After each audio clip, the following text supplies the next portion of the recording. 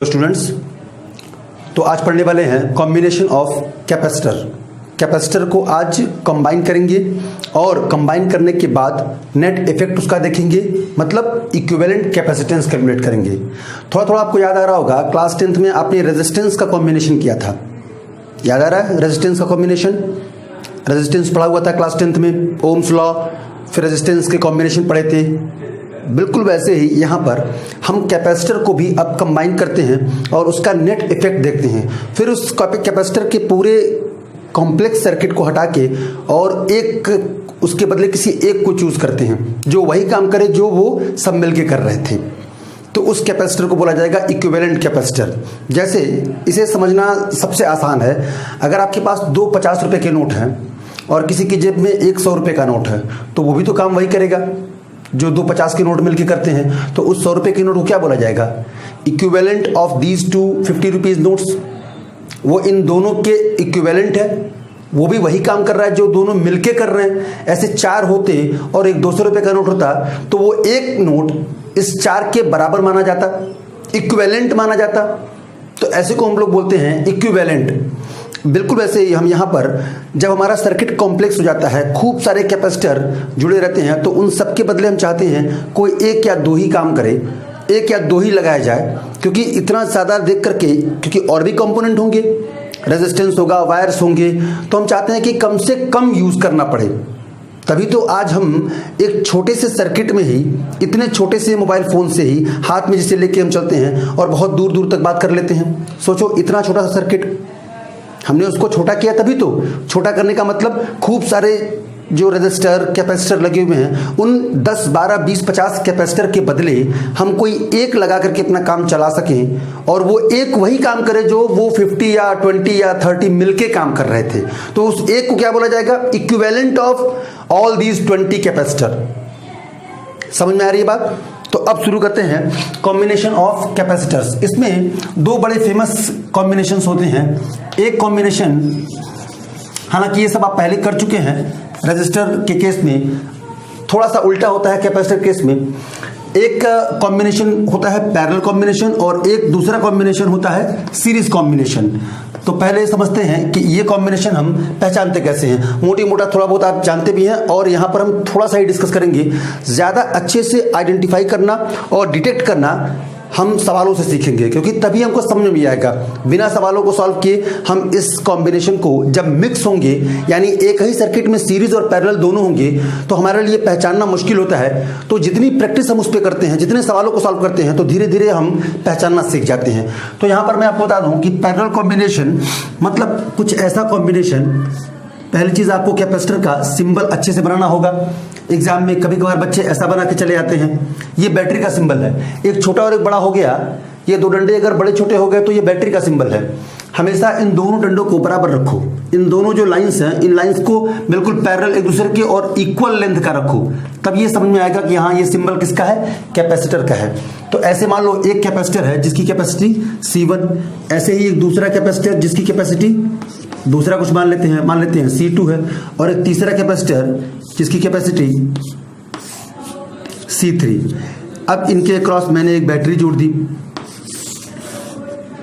इस बैटरी का potential difference V है।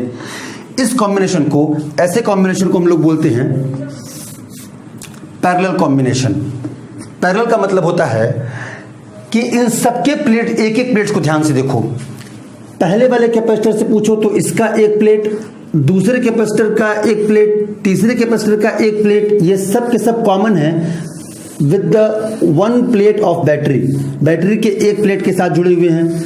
ऐसे ही इनके दूसरे प्लेट भी एक साथ कॉमन है बैटरी के दूसरे प्लेट के साथ। तो इस तरह के कॉम्बिनेशन को हम लोग बोलते हैं पैरेलल कॉम्बिनेशन। और अगर ऐसा कॉम्बिनेशन है कि जिसमें बैक टू बैक चेन जैसे हैं, इस तरह का कॉम्बिनेशन जिसमें पहले वाले का दूसरा, दूसरे वाले का पहला, दूसरे वाले का दूसरा, तीसरे वाले का पहला प्लेट, तीसरे वाले का दूसरा प्लेट, चौथे वाले का पहला प्लेट, ये आपस में ऐसे कनेक्टेड हैं, बिल्कुल चेन जैसे, एंड टू एंड, बिल्कुल एक दूसरे के एंड से लगे हुए हैं। तो इस कॉम्बिनेशन को हम लोग बोलते हैं सीरीज कॉम्बिनेशन। अब छोटी सी चीज जो आपको स्टार्टिंग में समझना होगा कि क्या कांस्टेंट रहता है, क्या वेरी करता है। एक चीज तो पहले कांस्टेंट रहेगा ही, कैपेसिटी। इनकी कैपेसिटी बैटरी के ऊपर डिपेंड नहीं करती, इनकी कैपेसिटी किसी चीज़ पर डिपेंड नहीं करेगी, केवल इनके फिजिकल पैरामीटर पर डिपेंड करेगी। इस चीज़ पर हम बात कर चुके हैं पहले के लेक्चर्स में कि कैपेसिटर की कैपेसिटी डिपेंड करती है उसके फिजिकल पैरामीटर पे, डायमेंशंस पे, ज्योमेट्रिकल डायमेंशंस के ऊपर। तो यहाँ पर इससे फर्क नहीं पड़ने वाला। तो क्या बदलेगा? पहली चीज़, दो चीज़ हमारे सामने है। जब हमने इस बैटरी को जोड़ा हुआ है तो ये बैटरी इन तीनों को चार्ज देगा। मान लो चार्ज कितना दे रहा है, Q। तो एक पैरामीटर हमारे पास है Q और दूसरा पैरामीटर है बैटरी का पोटेंशियल डिफरेंस V। अब इन दोनों में कौन चेंज होगा और कौन कांस्टेंट रहेगा, बस यही आपको याद रखना है। बस एक छोटी सी चीज। अब इसमें हम आगे चल करके शॉर्टकट बनाएंगे, शॉर्टकट ऐसे ऐसे फॉर्मूले बनाएंगे जिससे हमको सवाल सॉल्व करने में आसानी हो। तो अब देखो, जब यहां से बैटरी ने चार्ज प्रोवाइड किया तो चार्ज को यहां से डिस्ट्रीब्यूट होने के तीन रास्ते हैं, एक इधर और एक इधर भी जा सकता है। तो तीन रास्ते हैं। सो चार्ज तो अलग अलग डिस्ट्रीब्यूट होगा। बहुत आसानी से ऐसे समझो इसको कि हमारे पास तीन कंटेनर हैं जिनकी कैपेसिटी अलग अलग है।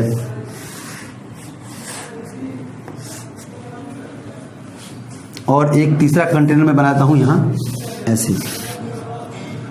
इसकी कैपेसिटी मान लेते हैं C1, इसकी कैपेसिटी C2 और इसकी कैपेसिटी C3। अब यहां पर इस पूरे अरेंजमेंट को कंपेयर करो इन तीन डब्बों से। इसमें मुझे पानी भरना है और सेम लेवल तक भरना है। सेम लेवल क्यों? मान लो बैटरी का पोटेंशियल डिफरेंस V है। पहले वाले कैपेसिटर को देखो ध्यान से, तो ये इसका एक एंड बैटरी के पॉजिटिव से, इसका दूसरा एंड बैटरी के नेगेटिव से। तो इसके प्लेट के अक्रॉस कितना पोटेंशियल डिफरेंस आएगा? जितना बैटरी का है, V। इसे देखो, इसका भी एक एंड बैटरी के पॉजिटिव से, इसका दूसरा प्लेट बैटरी के नेगेटिव से।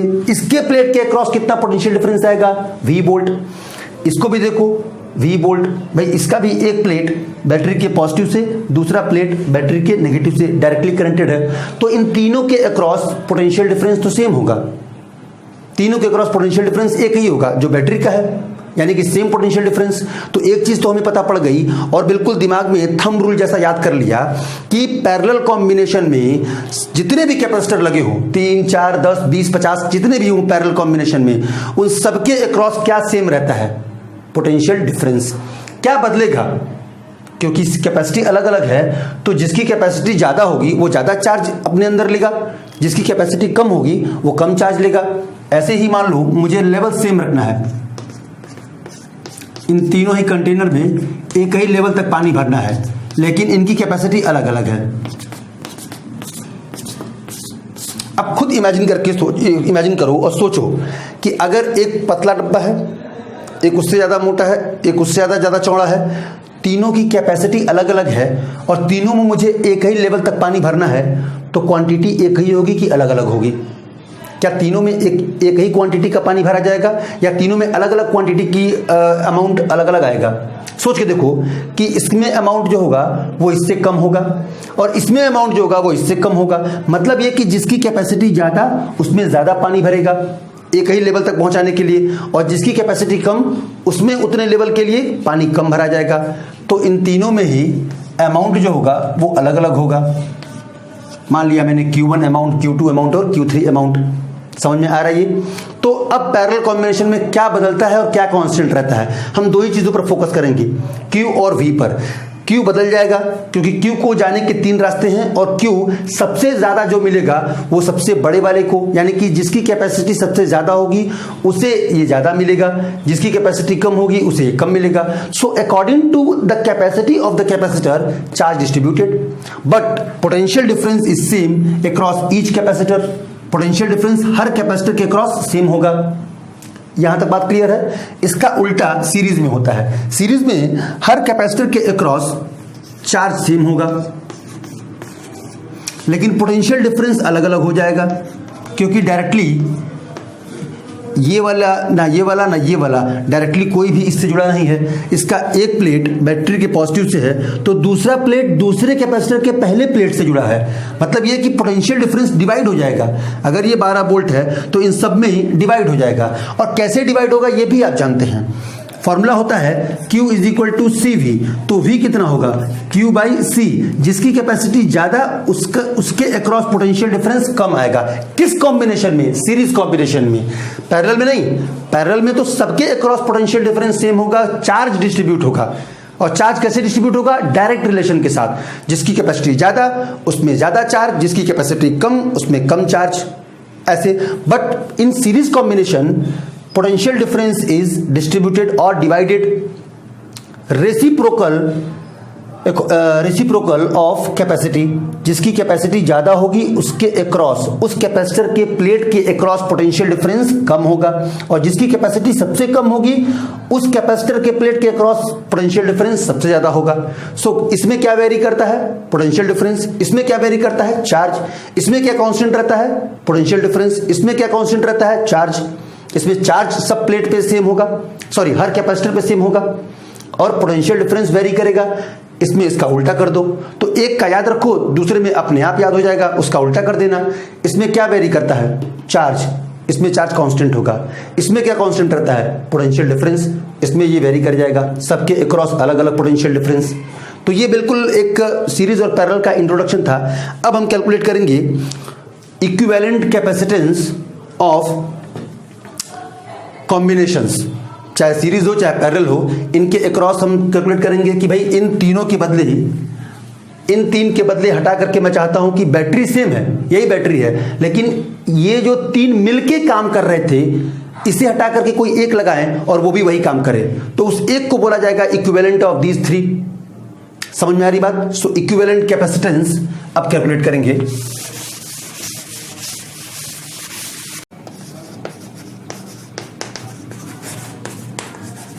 So first is parallel combination. तो अब कैलकुलेट करेंगे इक्विवेलेंट कैपेसिटेंस किस कॉम्बिनेशन के लिए? पैरेलल कॉम्बिनेशन के लिए। तो मान लो ऐसे ही तीन कैपेसिटर मैंने ले लिए, जैसे मैंने इसके पहले लिया था अभी, और इसके क्रॉस एक बैटरी जोड़ दी, पोटेंशियल डिफरेंस V, और इन तीनों की कैपेसिटी मैंने मान ली C1, C2 और C3। टोटल चार्ज अगर Q है तो चार्ज डिवाइड होगा, मान लेते हैं इसके ऊपर चार्ज कितना गया Q1, इसके ऊपर चार्ज कितना गया Q2, और इसके ऊपर चार्ज गया Q3।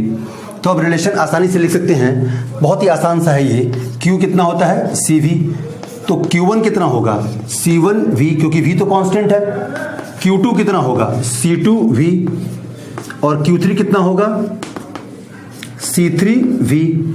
अब मैं अगर इन तीनों के बदले इन तीनों को हटा के और इसके इक्विवेलेंट एक कैपेसिटर यूज करूं, इसी बैटरी के क्रॉस जोड़ूं, जो बैटरी मैंने लगाई थी जिसका पोटेंशियल डिफरेंस V था, और इसकी कैपेसिटी में मानूं कि इसकी कैपेसिटी है C, तो पूरा का पूरा जो चार्ज जाएगा वो चार्ज Q इसी को मिलेगा। इस केस में तो तीनों पे डिवाइड हो रहा था, लेकिन इस केस में तो इसी को पूरा चार्ज मिल जाएगा। तो यहां क्या लिखा जाएगा? Q is equal to C into V। जो इन तीन को हटा करके मैंने ये लगाया है, ये वही काम कर रहा है जो ये तीनों मिल के कर रहे थे। किस कॉम्बिनेशन में? पैरेलल कॉम्बिनेशन में। जब हमने C1, C2, C3 को लेकर के और पैरेलल जोड़ दिया था इस बैटरी के साथ, तो जो काम कर रहे थे ये, जब इसे हटाया, रिप्लेस किया, और इस बैटरी के अक्रॉस मैंने केवल एक यही जोड़ दिया जिसकी कैपेसिटी C थी, तो ये भी वही काम कर रहा है। तो इसकी कैपेसिटी इसके इक्विवेलेंट मानी जाएगी इन तीनों के। तो अब देखते हैं, अब यहां पर Q1, Q2, Q3 हमने लिख लिया, तो टोटल Q कितना होगा? टोटल Q होगा Q1 plus Q2 plus Q3। भाई जो टोटल चार्ज गया है Q, वही तो तीनों में डिवाइड हुआ है, तो इन तीनों को जोड़ दो तो किसके बराबर हो जाएगा? Q के। तो अब Q1 की वैल्यू रखते हैं C1V, Q2 की वैल्यू C2V, और Q3 की वैल्यू C3V। और यहां Q के बदले क्या लिख सकते हैं? Q के बदले लिख सकते हैं C इंटू V। यही C इक्विवेलेंट होगा इन तीनों का। तो अब V कॉमन हो गया दोनों साइड से और कैंसिल हो गया, तो C इक्विवेलेंट क्या मिल गया आपको? इन parallel combination simply C1 plus C2 plus C3।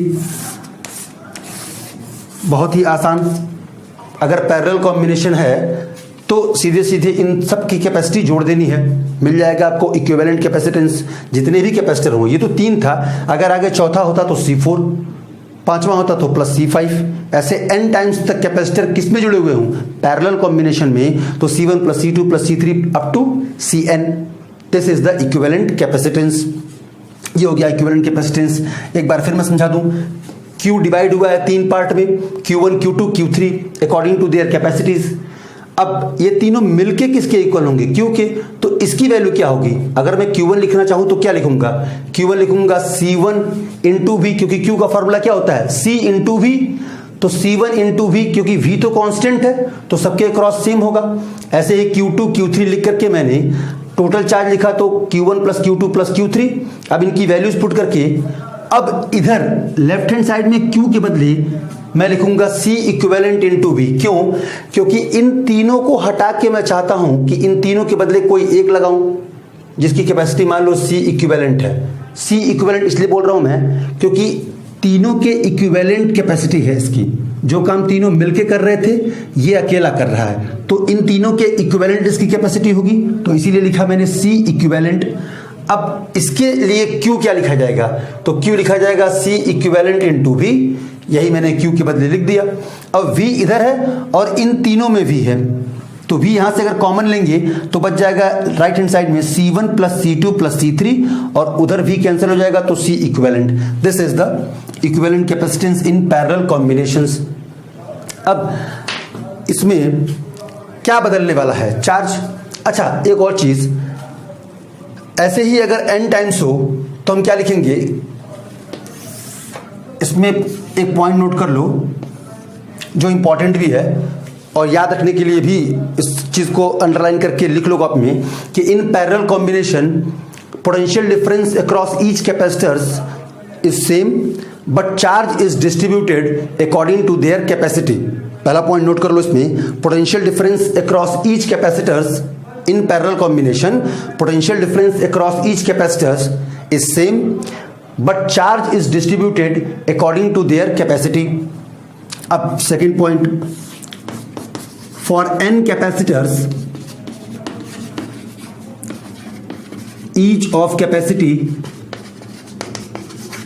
C, मान लो ऐसे ही n टाइम्स तक कैपेसिटर होते और सबकी कैपेसिटी क्या होती? सेम होती। सब बराबर कैपेसिटी वाले कैपेसिटर होते, सबकी कैपेसिटी मैंने मान ली C, तो इक्विवेलेंट क्या होता? तो यहां बताओ मुझे, अगर मैं सिर्फ 2 कैपेसिटर की बात करूं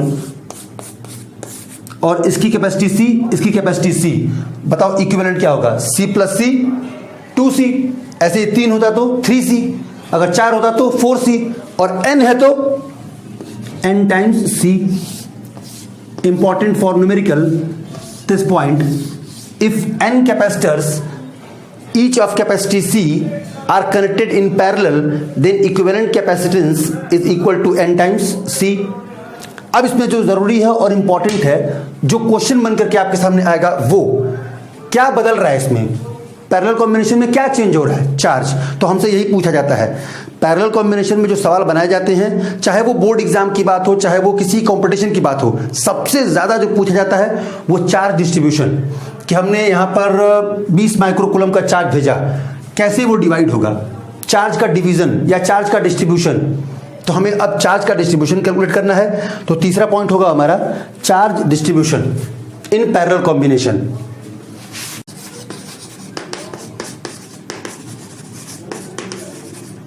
charge distribution, this is important. चलो अब चार्ज डिस्ट्रीब्यूशन देख लेते हैं।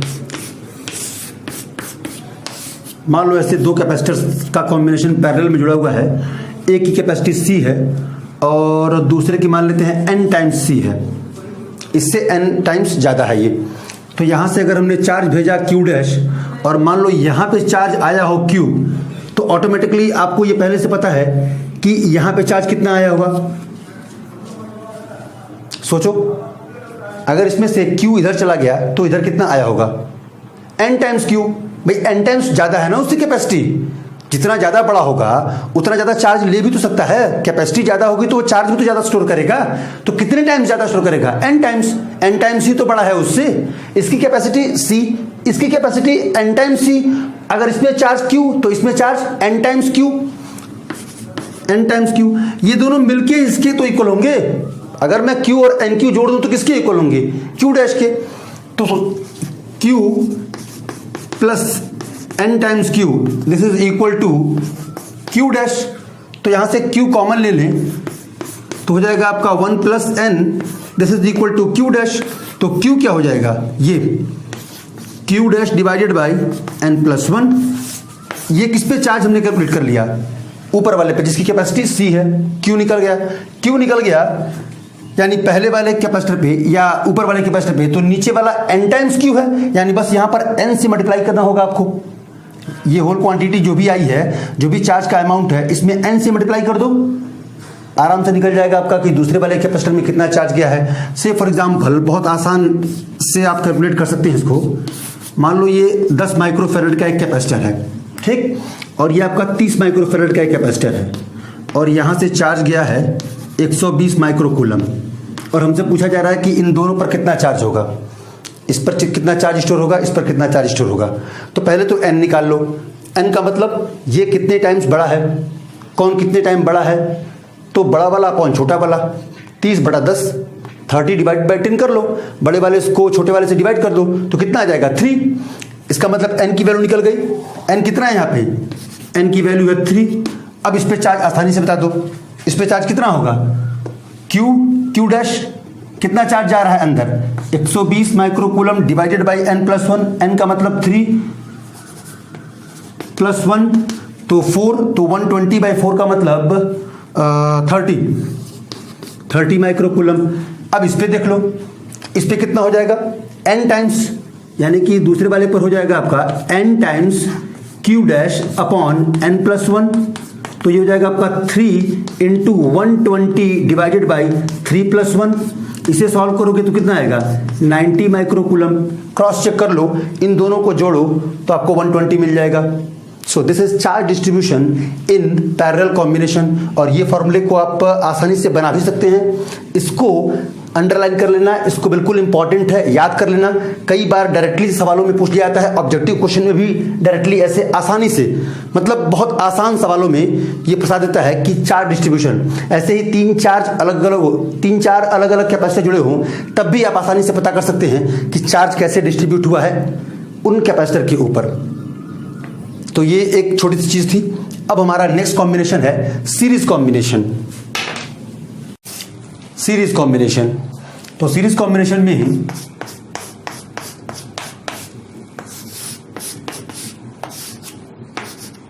मान लो कैपेसिटी C1, C2 और C3 है। तो अभी जो हमने पहले डिस्कस किया था कि क्या चेंज होता है इसमें, चार्ज या पोटेंशियल डिफरेंस। तो इसमें चार्ज कांस्टेंट होगा, पोटेंशियल डिफरेंस हर कैपेसिटर के अक्रॉस अलग अलग होगा। तो इसके अक्रॉस मान लो पोटेंशियल डिफरेंस V1, इसके अक्रॉस V2 और इसके अक्रॉस V3, तीनों मिलके तो V के ही इक्वल होंगे। तो V किसके इक्वल होगा, V1 plus V2 plus V3। अब यहां से अगर मैं लिखना चाहूं चार्ज, क्योंकि चार्ज सब में सेम है, तो क्या लिखा जाएगा, Q is equal to C1 V1, ठीक, और C2 V2, C3 V3। यहां से अगर V1 लिखना चाहो तो क्या लिख सकते हो, Q बाई C1। यहां से V2 लिखना चाहें तो क्या लिख सकते हैं, Q बाई C2। और यहां से अगर V3 लिखना चाहते हैं तो V3 क्या लिख सकते हैं, Q by C3।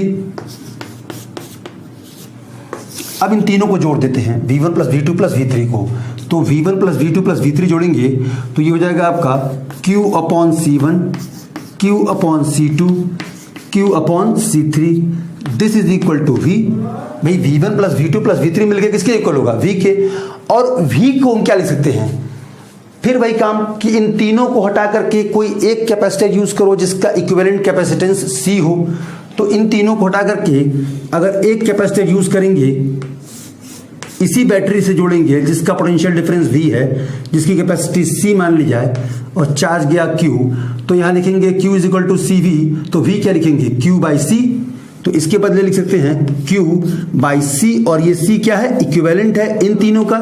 So Q by C1 plus Q by C2 plus Q by C3। ऊपर से Q कॉमन लेकर कैंसिल करते जाएं तो इक्विवेलेंट कैपेसिटेंस यानी कि 1 बाई C इक्विवेलेंट क्या आ गया, 1 upon C1 plus 1 upon C2 plus 1 upon C3। This is the equivalent capacitance in series combination. तो याद रखिए सीरीज कॉम्बिनेशन में चार्ज सेम होगा, पोटेंशियल डिफरेंस अलग अलग होगा, तो वहां से स्टार्ट करें। और पैरेलल कॉम्बिनेशन में पोटेंशियल डिफरेंस सेम होगा और चार्ज बदल जाएगा, तो वहां से स्टार्ट करें। दोनों का मतलब याद रखिए कि कौन सी चीज किसमें वेरी करती है और किसमें कांस्टेंट रहती है, तो आसान हो जाएगा अपना ये डेरिवेशन। हालांकि कोई बहुत ज़्यादा बड़ा डेरिवेशन नहीं है, लेकिन इंपॉर्टेंट है, पूछा जाता है अक्सर एग्जाम में, तो इसलिए इसको एक दो बार रिवाइज कर लेंगे तो खुद हमेशा याद रह जाएगा, ये जल्दी भूलता नहीं है, क्योंकि इस पर ज़्यादा प्रैक्टिस भी हम करते हैं कॉम्बिनेशन के ऊपर। अब थोड़ा सा सीरीज कॉम्बिनेशन टिपिकल इसलिए है क्योंकि ये 1/, का कैलकुलेशन है। ये पैरेलल जैसा नहीं है कि सीधे सीधे जोड़ देना 10, 20, 30, 40 माइक्रोफेरेड के 3-4 कैपेसिटर जो हैं और उनको पैरेलल जोड़ दो तो सबको सीधा ऐड कर दो, 10 + 20 + 40 + 60 आंसर आ जाएगा। लेकिन ये 1/20 1/40 के कैलकुलेशन में आएगा, इसलिए थोड़ा सा उससे टिपिकल है इसका कैलकुलेशन। सो एग्जाम के लिए कुछ पॉइंट्स याद रखो कि अगर ऐसे दो कैपेसिटर्स सीरीज में हैं C1 और C2 और इसका इक्विवेलेंट मुझे निकालना है, तो 1/C इक्विवेलेंट क्या लिखा जाएगा, 1/C1 + 1/C2। एलसीएम ले लें तो एलसीएम हो जाएगा आपका C1 C2, ऊपर क्या हो जाएगा C1 + C2। ये तो 1/C इक्विवेलेंट है और अक्सर बच्चों से यही गलती होती है, बाद में रिवर्स ही नहीं करते, रेसिप्रोकेट करना है इसको, तब जाकर के आपको C इक्विवेलेंट मिलेगा। ये हमने क्या लिखा हुआ है, ये 1/C इक्विवेलेंट लिखा है और 1/C इक्विवेलेंट क्या आया है, C1 + C2/C1 C2। इसे उल्टा करो, रिवर्स करो तो ये भी उल्टा होगा, तो C इक्विवेलेंट क्या लिखा जाएगा, तो C इक्विवेलेंट लिखा जाएगा, नीचे वाला ऊपर चला जाएगा C1 C2 और ऊपर वाला नीचे आएगा तो C1 + C2। ऐसे इसको याद कर लो, मेमोराइज कर लो कि ऊपर क्या आता है, तो ऊपर आता है आपका प्रोडक्ट और नीचे क्या आता है, तो नीचे आता है आपका सम। ऐड करना है, बहुत आसान है। मान लो ये 10 है और ये 20 है माइक्रोफेरेड में या कोई भी यूनिट हो, और पूछा जाए कि इक्विवेलेंट क्या होगा, तो 1/10 या 1/20 करने से ज़्यादा अच्छा है सीधे उनको मल्टीप्लाई करो, 10 × 20/10 + 20, आसानी से आंसर आ जाएगा। तो ये चीज़ याद रखो और छोटे छोटे पॉइंट्स ही हमको हमारा टाइम बचाते हैं और आंसर भी हमारा सही हो जाता है। इस तरह से अगर सॉल्व करेंगे तो गलती होने के चांसेस हैं, बट अगर हम ऐसे याद रखते हैं C1 C2/C1 + C2 तो आसान हो जाएगा काम। अब इसमें भी कुछ शॉर्टकट पॉइंट्स नोट कर लेते हैं, जैसे हमने उसमें बनाए थे, अगर n कैपेसिटर्स पैरेलल जुड़े थे तो इक्विवेलेंट कैपेसिटी क्या आई थी, n × C। ऐसे ही अगर सीरीज कॉम्बिनेशन में n कैपेसिटर जुड़े हों तो इक्विवेलेंट कैपेसिटी क्या आएगी, ये भी बना लेते हैं।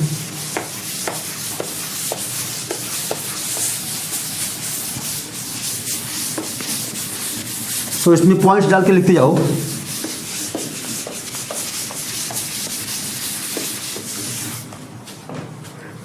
First point, for n capacitors each of capacity C। तो अगर फिर से वही काम, अगर दो कैपेसिटर हैं और दोनों की बार बार मैं पैरेलल जोड़ रहा हूं, दो कैपेसिटर हैं उनकी कैपेसिटी सेम है, तो इनका इक्विवेलेंट क्या लिखा जाएगा, तो डायरेक्ट वो वाला फॉर्मूला याद करो, C1 C2 C × C, ऊपर प्रोडक्ट है और नीचे सम है, तो C × C C² नीचे 2C, कैंसिल हुआ एक C, तो नीचे आ गया आपका C/2, ये इक्विवेलेंट है। ऐसे ही अगर 3 होते तो क्या लिखा जाता, C/3। 4 कैपेसिटर सीरीज कॉम्बिनेशन में होते तो क्या लिखा जाता, इक्विवेलेंट उनका C/4। अगर n कैपेसिटर और सबकी कैपेसिटी C है, उनको सीरीज कॉम्बिनेशन में जोड़ेंगे तो C इक्विवेलेंट क्या लिखा जाएगा, C/n, ये लिखा जाएगा। अच्छा एक और चीज, इसमें भी अगर वो डबल ट्रिपल वाला मामला आ जाए, मान लो ये C है और ये n × C है, एक कैपेसिटर C है और दूसरे की कैपेसिटी उससे n टाइम्स ज़्यादा है, तो इसका इक्विवेलेंट क्या लिखा जाएगा, वहीं से निकालो। C equivalent is equal to C × C, तो C × NC/C + NC n²C, sorry ये तो C है ना, C × NC, तो NC² यहाँ से n कॉमन ले लें तो हो जाएगा आपका, गड़बड़ हो गया, C है, C कॉमन ले लें तो हो जाएगा आपका n+1, तो एक C कैंसिल हो गया, तो C इक्विवेलेंट लिखा जाएगा ऐसे n × C, अपॉन n+1।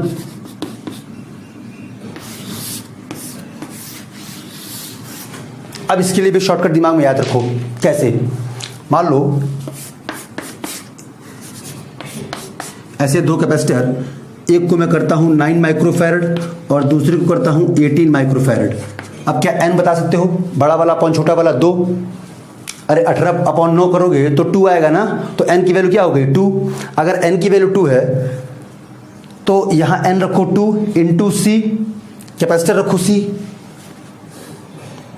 भाई कौन सा है ये nc? बड़ा वाला, n टाइम c। तो ऐसे इसको याद रखो,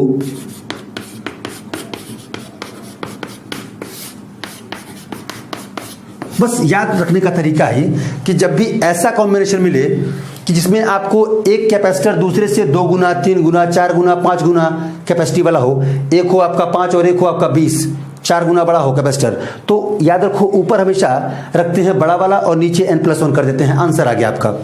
बस इस छोटे से शॉर्ट ट्रिक से, शॉर्ट ट्रिक ना कहें, इसको कैलकुलेशन से बनाया हुआ है और ये आप भी कर सकते हैं, बना सकते हैं। जब आप इसको सॉल्व करेंगे तो ऑटोमेटिकली आपको करते करते करते करते मतलब इतनी बार रिपीट करते करते एक फॉर्मूला ऐसा मिल जाता है, एक चीज आपके दिमाग में ऐसी हो जाती है कि भाई इसको बार बार करने से अच्छा है डायरेक्टली ऊपर बड़े वाले को रखिए और नीचे n+1 कर दें, आंसर आ जाएगा। तो ये हम लोगों ने ऐसे ही कर रखा है कि ऊपर जो बड़ी वाली कैपेसिटी है, कंडेंसर है, उसकी कैपेसिटी रखो और नीचे n+1 कर दो। तो यहां पर अगर मुझे आंसर तो ऊपर क्या कर दूंगा मैं? 18 माइक्रोफैरड और नीचे n+1, और n कितना है? 2 है, तो 2+1 का मतलब 3, और इसको अगर सॉल्व करेंगे तो आ जाएगा आपका 6 माइक्रोफैरड। चाहो तो करके देख लो, इन दोनों को वेरीफाई करके देख लो कि अपना जो फार्मूला है वो सही है कि नहीं। वो दो कैपेसिटर 9 और 18 के सीरीज में है और उनका इक्विवेलेंट में निकालना चाहता हूं। तो 9 इंटू 18 अपॉन 9 प्लस 18, तो 9 इंटू 18 को ऐसे रखो, ये कितना हो जाएगा? 27। सो 9 इंटू 18 अपॉन 27, ये 3 टाइम्स और ये 6 टाइम्स। मतलब जो हमने पढ़ा, जो बनाया फार्मूला वो बिल्कुल सही है। तो अगर ऐसा कुछ सवाल मिलता है आपको तो उसके लिए आसानी से एक छोटा सा फार्मूला बना के रख लो अपने पास, ताकि बार बार ये लंबे लंबे कैलकुलेशन ना करने पड़े। जब कंपटीशन देने जाते हो तो उसमें इस फार्मूले का यूज होता है, आपका टाइम बचाता है ये। और इस पर अगर आप 2-4 बार प्रैक्टिस कर लेंगे तो ये याद हो जाएगा। ये कोई बहुत कॉम्प्लिकेटेड फार्मूला नहीं है कि अगर 2 कैपेसिटर है, एक आपका मान लो 5 और एक 10 है, और हमसे पूछा जाए कि सीरीज में है, मुझे अगर 10 सेकंड के अंदर या 5 सेकंड के अंदर आंसर करना है तो ऊपर बड़ा वाला और नीचे n+1, और n कितना है? तो 2 टाइम्स है, तो 2 + 1 3 आंसर। चलो अब इसमें नेक्स्ट पॉइंट नोट करते हैं। और एक चीज जो हमने अभी भी की थी कि किस कॉम्बिनेशन में क्या चेंज होता है, तो हमने निकाला था पैरेलल कॉम्बिनेशन में चार्ज डिस्ट्रीब्यूट होता है। तो किस कैपेसिटर पर कितना चार्ज था ये कैलकुलेट करने के लिए मैंने एक फार्मूला बना दिया था। अब इस कॉम्बिनेशन में क्या बदलता है, तो इस कॉम्बिनेशन में पोटेंशियल डिफरेंस हर कैपेसिटर के क्रॉस अलग अलग होता है। इसका मतलब इस कॉम्बिनेशन में जब भी सीरीज कॉम्बिनेशन का सवाल आएगा तो उसमें हमसे क्या पूछे जाने के चांसेस ज्यादा हैं? पोटेंशियल डिफरेंस, कि किस कैपेसिटर पर कितना पोटेंशियल डिफरेंस है। तो अब इसके लिए भी कैलकुलेट करते हैं पोटेंशियल डिफरेंस या पोटेंशियल डिस्ट्रीब्यूशन, अब जो भी कह लो उसको, कि सीरीज कॉम्बिनेशन वोल्टेज डिस्ट्रीब्यूशन। तो सीरीज कॉम्बिनेशन में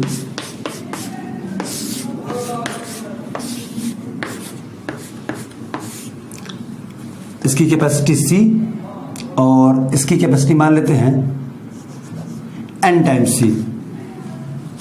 ठीक, मान लेते हैं कि एक कैपेसिटर की कैपेसिटी है C और एक की उससे n टाइम्स ज़्यादा है।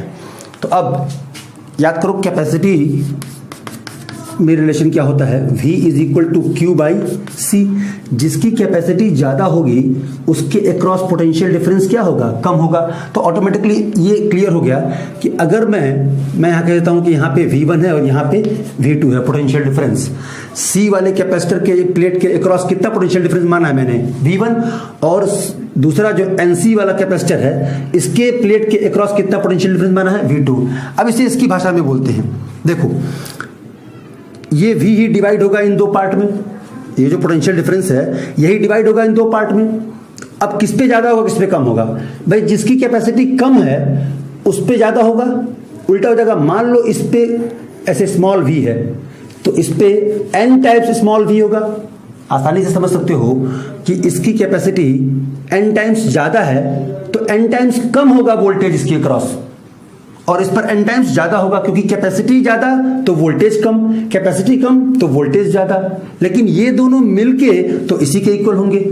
चलो इसके लिए भी एक फॉर्मूला बना लेते हैं। Total V is equal to V plus n times V, यहां से V कॉमन ले लें तो हो जाएगा आपका n प्लस 1। तो V क्या लिखेंगे, V लिखा जाएगा आपका V upon capital V upon n plus 1, और ये V किसके अक्रॉस है, यानी कि V2 हमने निकाल लिया।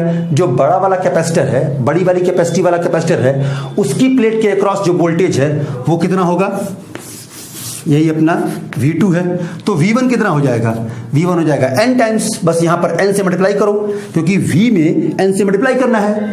देखो तो यहां हो जाएगा आपका n times V upon n plus 1।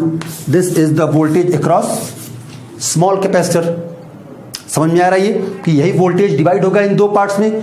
तो जिसकी कैपेसिटी ज्यादा होगी, मान लो मैंने मान लिया उसके अक्रॉस वोल्टेज V है, तो n टाइम्स कम वाला जो छोटा कैपेसिटर होगा, भाई इसकी कैपेसिटी n टाइम्स कम है तो इसके अक्रॉस वोल्टेज भी n टाइम्स ज्यादा अपीयर होगा, क्योंकि कैपेसिटी कम तो वोल्टेज ज्यादा, कैपेसिटी ज्यादा तो वोल्टेज कम, ये दोनों मिलके तो इसी के इक्वल होंगे, क्योंकि यही तो डिवाइड हुआ है। इस पर एक एग्जांपल मैं आपको करा देता हूं। मान लो ये वाला 10 माइक्रोफैरड का कैपेसिटर है और ये आपका 30 माइक्रोफैरड का कैपेसिटर है और 12 वोल्ट की बैटरी के साथ जुड़ा हुआ है। अब पूछा जाए कि इन दोनों के क्रॉस कितना कितना वोल्टेज आएगा, तो वही वाला फॉर्मूला। पहले देखो n कितना है, कितने टाइम्स ज्यादा है, ये 3 टाइम्स, तो इसके अक्रॉस वोल्टेज क्या होगा, बड़े वाले के क्रॉस जो वोल्टेज होगा वो V अपॉन n प्लस 1। तो V कितना है 12 अपॉन n प्लस 1, तो n कितना है 3, और 3 प्लस 1 4, तो ये कितना हो जाएगा 3 वोल्ट। ये वाला कितना हो जाएगा n, तो 3 इंटू 12 अपॉन 3 प्लस 1, तो 3 प्लस 1 का मतलब 4, 4 3 जा 12, 3 इंटू 3 9 वोल्ट। क्रॉस चेक फिर करके देख लो कि ये दोनों मिलकर 12 वोल्ट ही हो रहे हैं। भाई यही 12 वोल्ट तो ही डिवाइड होगा, तो इसके अक्रॉस चूंकि छोटी कैपेसिटी वाला कैपेसिटर है तो इसके अक्रॉस कितना वोल्टेज 9 वोल्ट। ये बड़ी कैपेसिटी वाला कैपेसिटर है तो इसके अक्रॉस कितना वोल्टेज 3 वोल्ट। तो ये है वोल्टेज डिस्ट्रीब्यूशन। समझ में आ रहा है ये। सो ये कुछ पॉइंट्स हैं जो काम के हैं सीरीज और पैरेलल कॉम्बिनेशन से।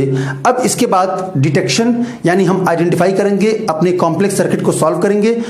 मतलब कहने का मेरा ये है कि आप क्वेश्चन करेंगे सीरीज और पैरेलल कॉम्बिनेशन पर। जब तक क्वेश्चन सॉल्व नहीं करेंगे तब तक हमें